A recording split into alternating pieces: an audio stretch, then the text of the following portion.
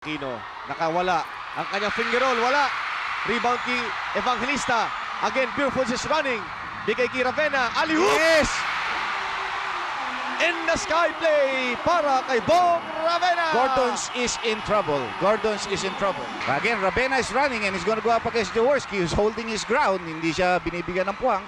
Change of pace. Pinato, Patrimonio. Set up, tumira. Wala. Rebound, Evangelista. And Dr. J, pure hustle ipinapakita nitong Pure Foods corned beef, and that has been the key. Patrimonio fronting. Bagsak si Alvin Patrimonio, and this is a physical ball din, Dr. J. And pag hindi ready ang Pure Foods sa kind of physicality that itong Gordons is applying, baka magulat sila dito kung ano gagawin. And Pure Foods now Are talking. locked in a huddle. Ito si Patrimonio. Bagsak si Patrimonio, bagsak din si Harenzo. And Harenzo will be slapped with a deliberate foul with 10:48 in the first quarter. Well, Harencio, I think, went for the ball. No? In fairness to him, he went for the ball. He was way behind. He went for the ball and he made sure that Alvin was not, well, in this case, nagkabitawan silang dalawa. Ito si Patrimonio. Patrimonio also missing. Ando si Marlon. Sino palpal? Ito si Jericho Dinero. Wala ang tira. Valdavid finally hawak ang bola. At foul ang itatawag. Dalawang manlalaro. Kapwa nakahiga. And Patrimonio, or is it on Aquino? Patrimonio has just been slapped with a foul, a loose ball foul on Alvin Patrimonio. Well, Alvin is a little bit frustrated and he dragged down Marlo Aquino when he couldn't get the rebound. Tingnan natin yan sa ating slow-mo. Si Jaworski and Patrimonio fighting and eventually Patrimonio dragging Aquino down. We have a timeout, Chino. Na ipapasok ng Pure Foods. Ito si Hison umatake. He misses that shot and a deliberate foul has been called On Ravena. on number 8. This is Doking Sasuman, Dr. J. Si For Sasuman. undercutting, I think, Vince Hison. Tignan nga natin itong play dahil ito opposite where we are. There's the knee. At yun yung batok, Dr. J. Sabi nga natin, hindi pa tapos hanggang hindi nakakaapat. And Valdavid! Ito, fighter. Itong hindi mo naman maipagkakaila dito kay Valdavid. Dalawang laro na silang binibigo ng Pure Foods Corned Beef Cowboys. Nasa panik ng Gordon's Gin ang pangangailangan mag-isip ng bagong paraan kung paano makakabalik sa seryeng ito. Kulang lang kaya sa konting tiyaga, sipag at swerte ang Gin Boars, o talaga bang napalapan sila sa championship sa kaisa-isang kupunan na mapagpahirap sa kanila? Walang dahilang baguhin ng Pure Foods ang kanilang ginagawa. Pakay nila ang una sa dalawang panalong kailangan nila para tapusin ang Gordons at makuha ang una nilang titulo sa loob ng 3 taon. Nagmamadali parang may lakad ng Corned Beef Cowboys. Mahihinto kaya ng Gordons ang runaway train na ito? Iyan ang paksa ng game number 3 ng 1997 All-Filipino Cup Finals ngayong gabi. At muli isang magandang hapon sa inyong lahat. Ito po ang game number 3. Ang Pure Foods nangunguna ng 2-0 kontra sa kupunan ng Gordons. Dito po sa Cuneta Astro, marami ng tao nagpapasok at kanina na-miss natin by just 30 seconds kung paano tinalo ng Don Bosco yung Xavier sa isang laban ng mga bata, ang mga future of Philippine basketball. Ngayon, ang nakataya dito ang future ng Gordons at ang future ng Pure Foods. Magiging 3-0 kaya makakabangon ng Gordons. Yan po ang masasagot sa ating pagbabalik dito sa game number 3 ng Pure Foods Gordons para sa All-Filipino Cup. Okay, bago po ang lahat, yan po ang kanilang pinagtatalunan ng All-Filipino Cup para sa 1997. Just to recap, ang Pure Foods nadalo sa game 1, 103-90. Ang Pure Foods nadalo rin sa game number 2, 91-73. Magandang hapon, Dr. J. At yan po ang mga lopsided score. Ang question ng marami rito, yung gusto itanong, ano bang ginagawang mali ng Gordons Gino? Anong ginagawang tama ng Pure Foods siguro? Well, marami sigurong tama ang ginagawa ng koponan ng Pure Foods, pero siguro tignan natin muna yung Gordons because I think the focus of attention is on a team that was so good in the elimination round but now really looks like a very, very bad team. Kasi yung parang nawawala yung puso. Alam mo naman, Gino, yung sa post-game show, marami nagpadala sa atin ng mga messages to our beeper na parang nawawala yung never say die attitude nitong koponan na ito.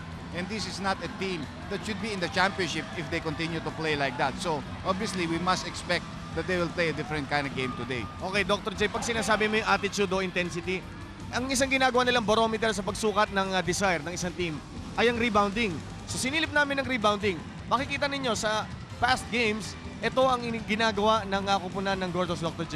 Yes, at nakita mo medyo bumaba yung sa kanilang rebounding lalo na sa second half while umaakyat yung sa kupunan ng Pure Foods. And except for Noli Locsin, who's averaging double figures in rebounds, yung mga ibang kasamahan niya are not thinking of rebounds. Although Marlo is still averaging 7 rebounds, he only had 2 rebounds in the first game. And that's really surprising for a guy who's 6'9", who's been dominating in the rebounding department for this team. So yung mga ibang kasama nila, saan sila hindi sila nagre-rebound, nangyayari sa kanila, they expect these 2 people to do the rebounding for them, and then they want to start the offense quickly. The other guys must help. It must be a team effort on the rebounding department. Okay, unang portion yan, sinilip natin ang dapat gawin ng Gordons. Magagawa ba nila yan? Hindi natin alam sapagkat hindi pa nagsisimula ang game number 3. Magbe-break kami, sisilipin naman natin ang kupunan ng Pure Foods sa aming pagbabalik. Ang katanungan ng marami, aangat kaya ng 3-0 ang kupunan ng Pure Foods dito sa sering ito. Pero siguro bago natin nasagutin yung tanong na yan, pag-usapan muna natin kung anong ginagawang tama Dr. J ng kupunan ng Pure Foods. I think they do a lot of pressure defense, and they hustle a lot. They force turnovers and they challenge every shot. That's very important because alam nila ang buhay nitong Gordon's Gin Club is not only the inside game of Locsin and Marlo Aquino, but the 3-point shooting of guys like Baldavid, Vince Hison, JB Gayoso, and Pido Horencio.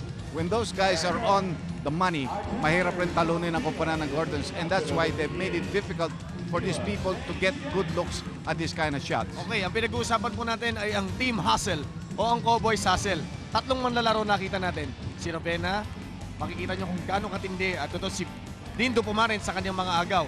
Plus, of course, nandyan ang hustle ditong si Ray Evangelista, Dr. J. Yes, he's a very hard guy to match up because in the small forward position, he plays like a big guard. So, and he's a very strong rebounder. You can see the big numbers that these three have given. It's not purely Alvin Patrimonio and Jerry that's leading this drive of the Cowboys. Okay, isang key para sa kupunan ng Gordons, sabayan nila o malagpasan nila ang ipinapakitang hustle ng kupunan ng Pure Foods. Magbe-break kami sa pagbabalik. Ang shooting ng kupunan ng Gordons, bakit nag-aasim? Yan po ang sisilipin namin ni Dr. J. Dr. J, ang kupunan ng Gordons, they live and die with a 3-point shot, and in this series, they seem to be dying with their 3-point shots. Well, it has not been going in. Hindi nga pumapasok Chino. At saka dito talagang talon-talo sila doon sa guard line position. These guys like Vince Hison, Baldavid, who have been big for this team throughout the conference, have now been slowed down. Hindi sila nakaka-score when they are needed to score. Okay, para patunayan namin sa inyo, silipin niyo yung highlights ng game number 2. Kung saan pumukol ng katakot-takot na mga, ang tawag ng mga Amerikano dito, bricks eh. Yes. Sa atin, siguro tawagin natin to mga bukol na tira. Mga bukol. Ito, Dr. J, napakasama na shooting na ito. You can see all the percentages are only about 40%, and look at the misses that these 3 shooting guards, noted for their outside shooting, have not been able to deliver para sa Gordon's Gin team. And to typify kung ano nangyari sa kupunan ng Gordon, si Hison, yung kanyang shot, Dr. J, sinilip natin yung kanyang mga ibinato. First 3 quarters, yung mga pula, yun ang mga naipasok. Yeah. And look at the 2 misses from the 3-point line at saka misses from not only the 3-point line but from inside the lane. It's 4 out of 10. That's only 40% shooting. So if they want to entertain any chances of winning in this ball game tonight, kailangan umiba ang shooting ng guardian ng mga Gordon's Gin. Okay, mga kaibigan, up next, game number 3. Babawi ba ang kupunan ng Gordons o magiging taas ang Pure Foods ng 3-0? Yan po ang ating malalaman sa pagbabalik sa ating jump ball itong game number 3 natin.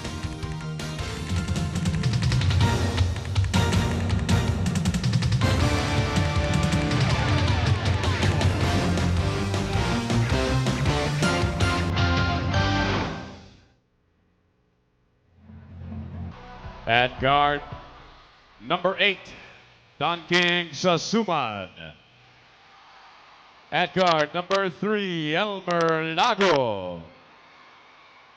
At center, number 44, Jerry Cordillera.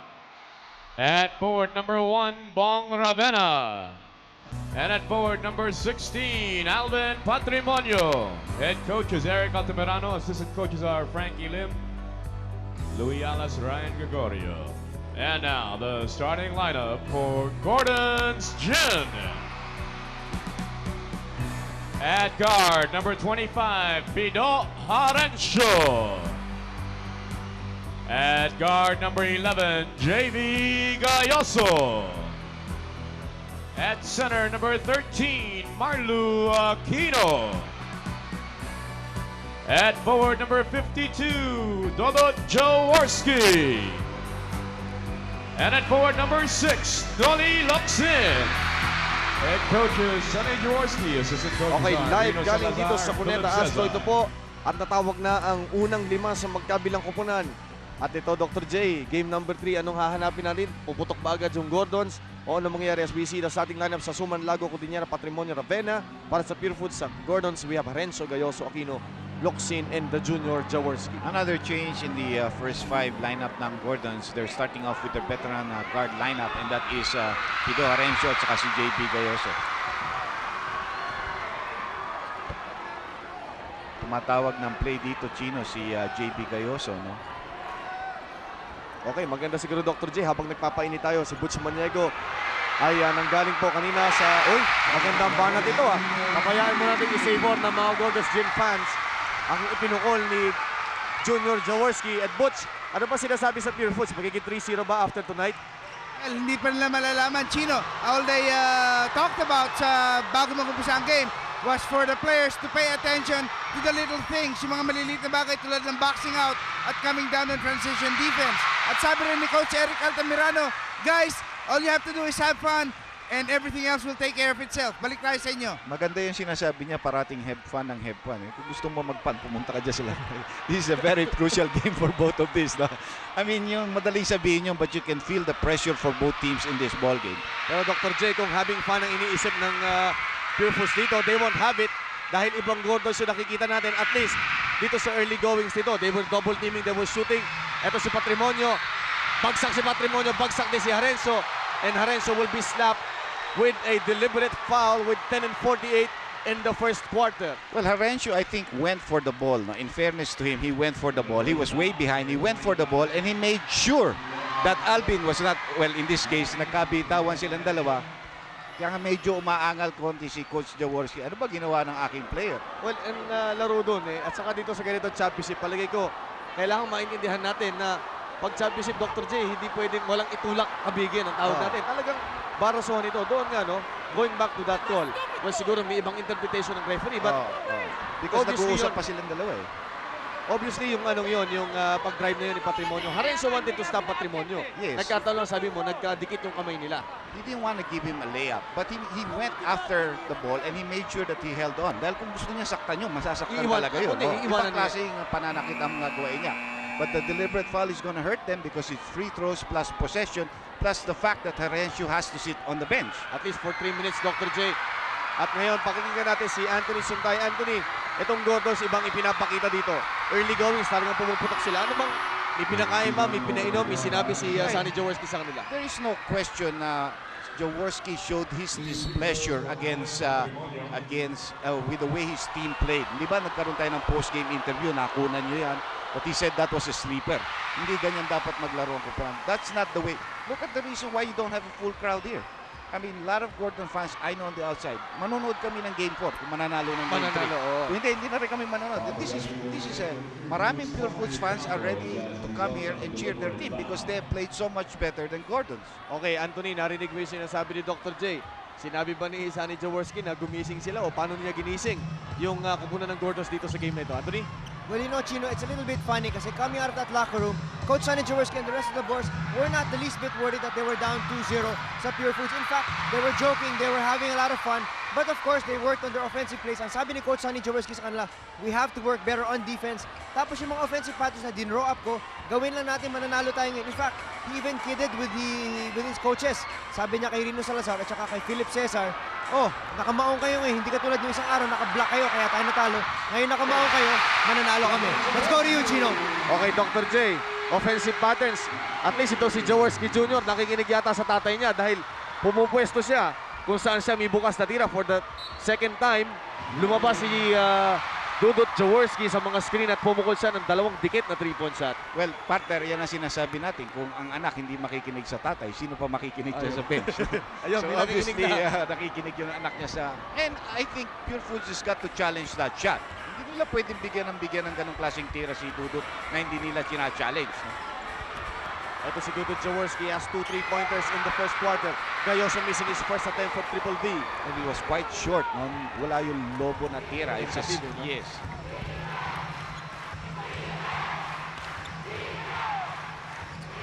Jericho Diñera sa high post. shooting well from the perimeter dito sa series na ito with his mask. Pamula sa gilid. At least sa early goings, Dr. J, ibang Gordons na nakikita natin. They're running at sa agresibo sila. Well, you know, they've gotten those 2 shots from Dudut, but aside from that, wala pa rin naman nakaka-score na iba sa kanila, no? Let's see Gayoso again from the outside. This time, it's another triple B. Dr. J, first 2 games yata, yung tatlong 3-pointers dito sa first quarter, na-match na ng Gordons kung ano mang mga 3-pointers ang naibato nila dito sa series sa first 2 games. Well, Araneta has not been kind to Gordons this year. Actually, they've only won once there against San Miguel. No? But here at Cuneta, this is where the majority of the ball games have been won this year. And look at that rebound. Huh? Monster rebound by Noli Locsin. Above everybody else, including his teammates, and a foul on Elmer Lago. Sinubukan niyang i-challenge 18:55. It's a 9-2 lead para sa kupunan ng Gordons. This is game number 3. Lamang ng dalawa ang Pure Foods Corned Beef Cowboys 2-0. Yes, if they go 3-0, everybody has but conceded. No? The way that Alaska beat Ginebra last year. Di ba? Naunahan nila ng 3-0 sa third conference. Tapos nakaisa. Oh, bad pass. Kumakat si Season. Correct. That's Season's fault, not Gayoso. Because Season was cutting.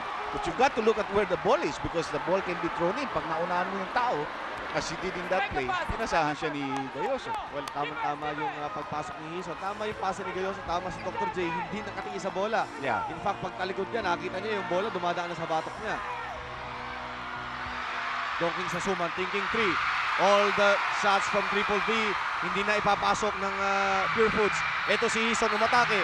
He misses that shot and a deliberate foul has been called On Ravena. on number 8. This is Donking sa Suman, Dr. J. Si For Suman. undercutting, I think, Vince Hison. Tignan nga natin itong play dahil ito opposite where we are. There's the knee. At yun yung batok, Dr. J. Nakita mo kaya si Hison reacted dahil yung foul batok. Ito, tingnan natin from another angle. This is Hison. Ito si Sasuman. Pak! Kabit, tinamaan sa batok. Ito si Vince Hison. Vince Hison was reacting. Buti na lang, nakontrol niya yung sarili niya. Dr. J, early on, nakikita natin physical yung laro dito. Well, it has to be. You know, I think eventually there is no championship series wherein players love each other. Alam natin sa New York, Georgetown players si Ewing at saka si Monic. Pero pagdating ng playoffs, hiwalay-hiwalay muna tayo, hindi ba? Ayaw nilang pagpansinan ngayon. Although parang magkapatid sila galing sa iisang kampo o isang tatay nila. Oh, tsaka si John Thompson is always there. As a matter of fact, bukas maglalaban sila para the right to meet the Chicago Bulls. Just in Sarap case nun. you're fall. And by the way, Houston beat Seattle in the 7th game to go up against the Utah Jazz for the Western Finals. Ando na yung isa sa mga pamato ko sa Western Conference Finals. I'm for Houston all the way here. Ah, Mahal ikaw? ko yan. Although, pero tingin ko tagilid sila sa Utah because medyo lamang ang Utah sa Firepower. home court and everything else, no? Tsaka nakapagpahinga na eh. Ito, matake si JV Gayoso. This one is a miss. And rebound to Alvin Patrimonio. 11-2 ang ating score. Early adjustment ni Eric Altamirano. He brings in his lead guard na si Dindo Pumarin, Dr. J. Yeah, it was also a deliberate foul. Kaya obligado niyang palitan si Donkin sa Suman. That's gonna be a fifth foul on number 52. At makikita mo rito, Dr. J, si Dudut, tinamaan pa ng bola yung referee sa ulo. Hindi sinasadya siguro. No, it was not. Pagbato Ni Ravena, it was Vic Bartolome and he just laughed it off. Ito si Dindo Pumarin tumitingin sa likod, taking a pass. Ito si Mas Morodo. Tumira, wala. Andon si Lago for the rebound. He follows up, ginamit ang kaliwa, and that's only the second field goal para sa komunan ng Pure Foods dito. So that's good offensive rebound there for Lago, who's not a very tall player but has great leaping ability. No? So 0 out of 10 nung game 2. Pero dito 3 out of 4. Dalawa kay Dudut, isa kay JB. 75% shooting from the Triple B area. 6 seconds on the shot clock. Vince Season, na ipasok niya nga yung kanyang tira, pero may tatawag na illegal defense right before he took off for that shot. Tatawagan ng warning ang Corned Beef Cowboys. Game number 3 po ito. First 2 games napunta sa kupunan ng Pure Foods. 11-4 ang ating score. Ang Gordons up to an early lead and up to a good start, Dr. J. Yeah, pretty good start. Much better than the way they've started in the last 2 games. No? And obviously, ngayon lang sila nakakatikim ng ganito kalaking lamang sa Pure Foods dito sa serye na ito. We were expecting a sellout, although maraming tao, meron pa rin mga bakanting upuan dito. As Gayoso misses, but he gets his own miss. He follows up, wala. Labanan sa rebound, Patrimonio nasundutan And finally, Bong Ravena has it. Well, Gayoso has had 2 open layups and very easy shots, but he does not use the glass properly. He tried the scoop finger roll ang nangyayari kaya hindi pumapasok. No? Oh, offensive foul. Moving pick provided by Jericho Diñera. He slapped with his first personal foul. Jericho Diñera wearing his transparent mask upang protektahan ang kanyang dalawang fracture points on his left cheek. Believe rin ako dito sa player na ito dahil he knows the importance, his importance to the team. Injury or no injury, naglaro siya. Ang ganda ng pasa mo, Iho. Eksakto. At yun yung play kanina, Dr. J. They made sure this time walang magkakamali. Good communication between the 2 guards, and it's a 9-point lead, 6:35 left here in the first quarter. Post-up play now for Alvin Patrimonio, but quick double teaming. Naagawan pero nawala ni Bill Season sa end line. Kung kukumpara natin ang Gordons doon sa first 2 games nila, lahat ng ibinubuhos nilang intensity dito, palagi ko na-match na kung ano man ang kanilang nagasta ng first 2 games. Correct. It's a matter of being able to stay in it for 4 quarters. Yeah, They're that's really it. starting off very well, which is expected for a team that's down. This is an easy getaway here. And he's on Ilinea Pito, and this is the biggest lead para sa koponan ng Gordons. Is an 11-point bubble para sa Gordons Gym. They're trying to come back. They're down 2-0 dito sa ating conference ito. Green Cross Rubbing Alcohol, the official rubbing alcohol of the PBA. Partner natin sa kalusugan. Pinutataan ni Marlo Aquino si Elmer Lago as we continue play. This is the first quarter. Jaworski Jr. against Codinera. Tumama ang bola sa ilalim. This is alarming, Dr. J. 11-point lead para sa Gordons, and Jericho Diñera has just picked up his second personal foul. Yes, that's very true, Chino. Alam mo, ang nasasabi natin dito is that Gordons is playing with a lot of intensity, and that block highlights the kind of defense that they've been showing, the hustle. You know, alam mo, in the first 2 games, napapansin natin, lalo na doon sa unang game, hindi sila makatakbo. They haven't been able to get their fast break points. Eric Altamirano did not want to call that timeout because the first mandatory timeout would have been charged to Gordons. Pero he had no choice. He had to call it because his team was down by 11. Baon na baon sila as we see Chris Bolado making an early entry because of the 2 personal fouls Of Jerry. of Jerry. Well, Jaworski, who's a pretty decent free throw shooter, misses both free throws. And that could have given them a bigger and better cushion, no? Dr. J, ito big mismatch. Patrimonio against Gayoso, but there's a double team. Baksak si Patrimonio. Bukas si Jerry, he misses. But he recovers. Ito si Ravena, hasn't scored against Dudut Jaworski. Tira ni Codinera sa labas. Finally, a conversion from Jerry Codinera. Nag-iba ng lineup dito si Coach Altamirano. He's using 3 big men. And JV Gayoso just Again, missed his misses third a layup, Dr. J. Kung may shot chart yan, masisira ulo nung kanyang gumagawa niyan. And Jerry Codinera answers back with his 4th straight point to cut down the lead. 15-8, 5 and 15 dito sa ating first quarter, Dr. J. Well, both teams are obviously going to make a run somewhere here. Ginebra, Gordons had the first run, and now Pure Foods is having its run. Dahil yung dalawang misses, malaking bagay yun. Now he shoots another 3-point shot and he makes it. Bakit? Bakit? Bakit doon nakakashoot ka sa free throw line? Walang bantay, hindi ka makashoot. Dr. J, mukhang Conference nagpasa side? siya sa kanyang career. 9. 9. All from the 3-point line, and Dudut Jaworski on fire from the 3-point line. They're not paying attention to him. They're giving him that 24-footer, but he's really having a good time at that. Patrimonio sa ilalim and blocking foul. Both were moving. Makikita natin, Dr. J, na parehong gumagalaw eh. So, benefit of a doubt, kanino itatawag doon sa player na dumidepensa dahil unang-una, imposible maka-establish siya ng paa doon. Dahil, I think that was a good call. Actually, kung ako yun, baka hindi ko pa i-call yun. You know. Pick and roll play here between Lindo Pumare, and there's a pushing foul called on number 12, Hison. 18-8 ang ating score. Ang Gordon still on top. Ang tanong nga ni Dr. J dito, paano isusustain itong kumbaga, dizzying pace na ito, Dr. J? Well, it's the adrenaline that you have in your body, no? And your defense got the hold. Ito, naglulundagan sa bola. This is the kind of intensity that we never saw. And this is the double team on Patrimonio. Nagkauntugan pa sila ni Dudut Jaworski. 3-second violation. 3-second violation. And everything going for Gordon's Gin. Hindi ko alam kung anong klaseng tinimpla ni Sonny Jaworski sa mga tubig ng mga players ng Gordons. that they're playing this well. Parang nilagyan niya ng sili para ganahan natin itong mga It's- lalaro niya. It's Sunday, I think, and it's Pentecost Sunday, kung di ako nagkakamali. Bakit nagsisisi sa mga kasalanan nila siguro? Dahil marami kasalanan ginawa ito Gordons for the first 2 games. In fact, some of their fans ay nagkaroon na ng mga doubts sa kanilang koponan. Yeah, they're very disappointed at the way they played. Ooh, buenas pa sila as that tap in by Noli Locsin gives them an offensive rebound plus 2 points. Palagay ko yung mga fans ng Gordons who decided to watch on TV, well, they're getting their money's worth. Sayang nga lang kung nandito sila ng live, meron pa mga konting pwestong bukas. Pero sa mga Dr. J, they're trying to parang wait and see yan, Yeah. Manalo ng game 3, saka pupunta rito. Ibang strategy ang ginagamit ni Coach Jaworski using a smaller player against Alvin Patrimonio. Hindi siya gumagamit ng Noli Locsin or Wilmer Ong. He uses Gayoso, who has much more mobility. But he has to put that body against Alvin because when Alvin gets into that position, medyo mahirapan siya sa height advantage. They're going to this matchup, Dr. J, Gayoso and Patrimonio. And Patrimonio fronting, bagsak si Alvin Patrimonio, and this is a physical ball game, Dr. J. And pag hindi ready ang Pure Foods sa kind of physicality that itong Gordons is applying, baka magulat sila dito kung ano gagawin. And Pure Foods now Are talking. locked in a huddle. Obviously, it's going to be physical. Yung isa is fighting for survival, kumbaga sa ano eh. And then Alvin, I think, realizes that also. He goes into the land of the unknown. Kumbaga sa ano eh, medyo wala kang kakampi ron. Parang But nagpunta sa Lebanon. he's a tough player. He's a tough player. You gotta give him that. Sanay na rin siya dyan sa bakbakan.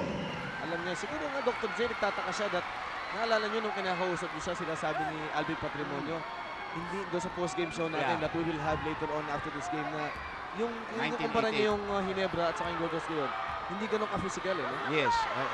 Ginebra really played soft in the first 2 games and that's why they lost so badly. But it's not because of the physical game yung sinasabi natin soft, but the way that they played, parang walang intensity, ayaw makipagbanggaan. And it's obviously a different team tonight. It's a 10-point lead para sa kupunan ng Gordons. Si One of Wilmer their Ong better pala stars. is in the ball game. Tatlo na kasi yung foul ni JB Gayoso na sunod-sunod. Kailangan magbigay sila ng bagong maka sa loob. 6 seconds on the shot clock. Wilson, drinking 3. This one is in the bag. Masyado silang buenas from the Triple B territory. I mean, that percentage I think is over 80%. Dok, mukhang tumama yung ating pagsilip kanina ng taga-alat na 3-point shooting. At hindi sila nag-aalat dito.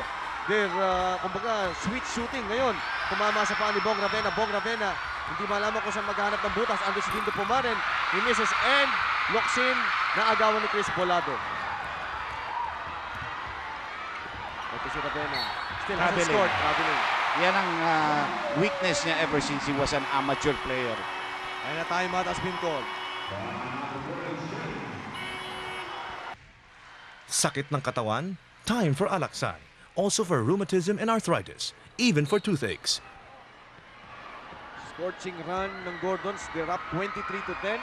At ito po si ang mga kongresista natin. Linggo nga pala, walang trabaho yung mga yan. At yan, mga gusto palagi nanonood ng basketball. Almost a nice drive there by Baldabid, but tapped from behind. Baldabid came into the ball game replacing Dudut Jaworski. No? Match up na naman sila ni Dindo Pumaren.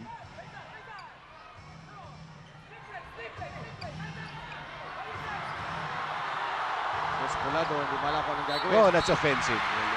Dr. J, makita mo doon yung tentativeness ni Chris Bolado. Una, hindi sa mga tira. Pangalawa, when he decided to take the shot, abay, naka-establish na siyempre yung posisyon si Marlo. Well, Chris Bolado is not going to beat Marlo Aquino 15 feet away from the basket. If he's about 8 feet, yun underneath the basket, he can power his way in. Pero facing basket 15 feet, he does not have the dribbling ability to beat Marlo.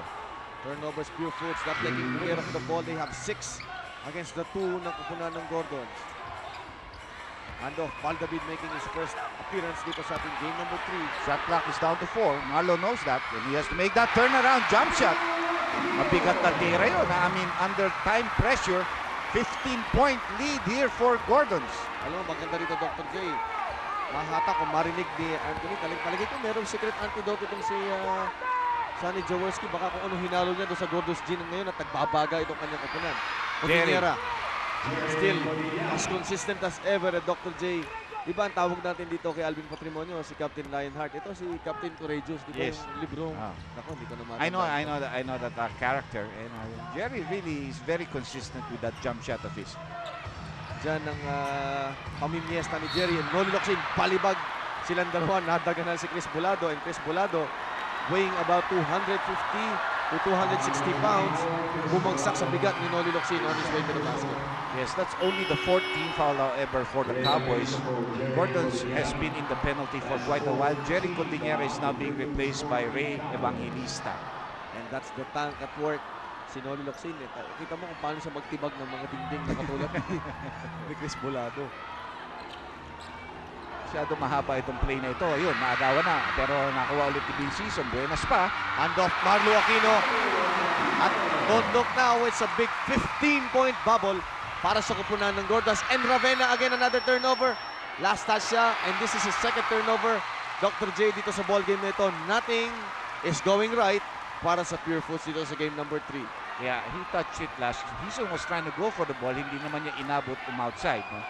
And the breaks seem to be going so much in favor of the Jeans. No, parang will the law of averages finally catch up with Pure Foods after having beaten Gordon's 5 straight? Gulat-gulat ng mga pangyayari. Pasa sa ilalim.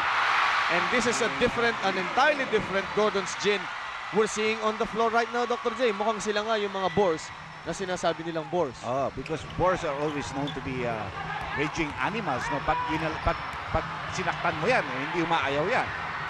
Bukas si Chris Bolado against Baldavid. Yes. Ayun, sigurado na yun. Imposibleng maimimtis yun sapagkat si Baldavid walang katawan para pigilin si Chris Bolado. Marlo Aquino turning around. Andun ang depensa ng Pure Foods. And foul on Chris Bolado. Pero wala pa rin sila sa penalty, but already 3 personal fouls. Tingnan natin, hindi ibibigay ang 2 free throws because it wasn't in the act of shooting. He was dribbling. And Sonny Cabato now ipapasok sa loob. One of the original enforcers of the league. Ipapasok ko yun, baka mabigyan ng konting anghang ang laro ng Pure Foods Corned Beef Cowboys. Gordons has to use the clock in this play. There are only 16 seconds left, so they don't really have to attack very quickly. Oh, but that was a bad foul by Cabato because they are in the penalty. Cabato trying to intimidate Marlo Aquino. Yun ang unang pasok niya eh. Pero si Marlo, Dr. Just J, looked at him, yeah. malamig para sa mga ganyang klaseng paggawa. At saka si Sonny Cabato, alam natin kung saan galing yan. Aral kay Sonny Jaworski. So ngayon, paano sasabihan ni Sonny Jaworski si Marlo paano to counter, no? Yung kung ano mong ginagawa ni Sonny Cabato sa kanya. Just trying to use psyche against you, trying to make you feel ano. But I think, politik na natin ngayon how Marlo has improved from the free throw line. Tignan mo yung mga nakikita mo sa NBA, yung mga Pure Foods sa kabila. They're distracting the shooter and they've done a pretty good job. Mas mabigat itong problema ni Marlo na to dahil kung wala pang nagbibisong ganyan, malala nang ipinapalya ni Marlo Aquino. In fact, in game number 2, he missed a total of 7 free throws. 8 all in all in the game. 7 in the first half. He finished with 5 out of 13 in that ball game. So 8 pala no ang iminintis niya. Yeah. Ipinahin niya si Noli Locsin. A good rest for him. Dalawang mintis ito si Marlo Aquino, one of his glaring weaknesses. Yeah. Well, that was a good foul by Sonny Cabato because Pure Foods gets another chance to shoot at the basket. Tingnan natin si Ray Evangelista. He turns, he curls, wala. At ubos na ang oras, hindi pa maibabato. Oy! Will that...